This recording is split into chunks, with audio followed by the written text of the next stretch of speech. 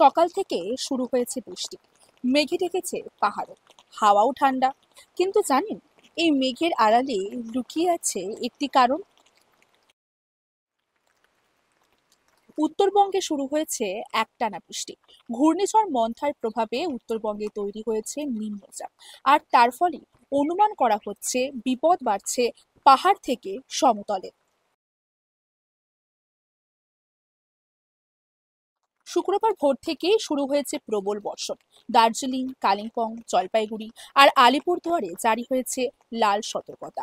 টানা 36 ঘন্টার বৃষ্টিতে ধ্বংসের আশঙ্কা। নদীর জলস্তর বাড়ছে। কিছু নিম্নবর্তী এলাকায় হড়পা বান হওয়ারও সম্ভাবনা রয়েছে। হাওয়ার গতিবেগ ঘন্টায় 30 থেকে 40 কিলোমিটার পর্যন্ত ছুতে পারে।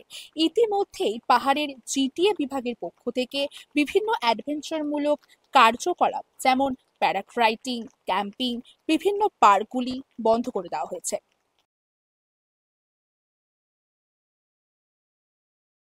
তবে স্বস্তির খবর, আলিপুর আবহাওয়া দপ্তর থেকে জানানো হয়েছে শনিবার বিকেল থেকে বৃষ্টি কমবে এবং রবিবার সকাল থেকে ধীরে ধীরে আকাশ পরিষ্কার হবার সম্ভাবনা রয়েছে।